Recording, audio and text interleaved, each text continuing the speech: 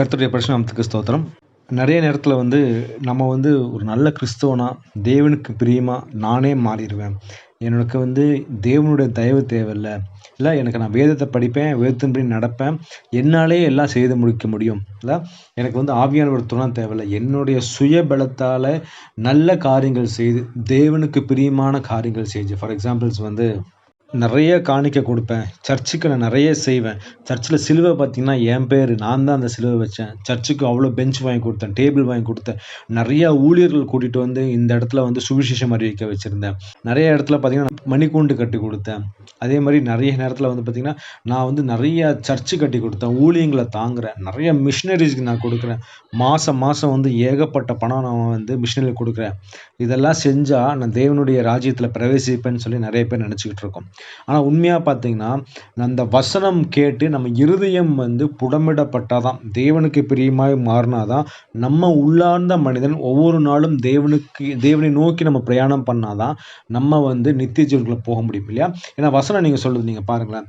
2 கொரிந்தியர் 3:5 எங்களால் ஏதாகிலும் ஆகும் என்பது போல ஒன்றை யோசிக்கிறதற்கு நாங்கள் எங்களாலே தகுதியானவர்கள் அல்ல. எங்களுடைய தகுதி தேவனால் உண்டாயிருக்கிறது இல்லையா? நம்மனால ஒண்ணுமே பண்ண முடியாதுங்க. நம்மளுடைய தகுதி ஒண்ணுமே கிடையாது. இல்ல அதுதான் சொல்லியிருக்கு. வசனம் என்ன பண்ணணும், ஃபர்ஸ்ட் நம்ம இருதயத்த மாத்தணும். ஏன்னா, நம்ம பாவங்கள்லாம் என்னாச்சு, நம்ம இருதயத்த கல்லா மாத்திருச்சு. அந்த கல்லான இருதயம் எப்படி தசையான இருதயமா மாறும்னா, ஆவியானவர் நம்ம இருதயத்த அந்த தசையான இருதயத்த மாத்திட்டு, அதுல நம்ம வசனத்த எழுதும்போது, அந்த வசனத்தின்படி நம்ம கீழ்ப்படிந்து நடக்கும்போது தான், நம்ம தேவனுக்கு பிரியமாய் மாற முடியும். தேவனுக்காக நம்ம ஊழியம் செய்ய முடியும். இல்லன்னா எல்லாமே வெளிப்புற கிரியைகளா இருக்கும் இல்லையா? நான் இது செய்வேன். நெறைய நீங்க பார்க்கிறீங்க இல்லையா? நெறைய நீங்க சில ஆலயத்துலலாம் பார்த்தீங்கன்னா, அவங்க நடந்து போறாங்க. 60, 70 கிலோமீட்டர் நடந்து போறாங்க. அங்க போய் சிலைக்கு மாலை போடுறாங்க. தேங்காய் பழம் வைக்கிறாங்க.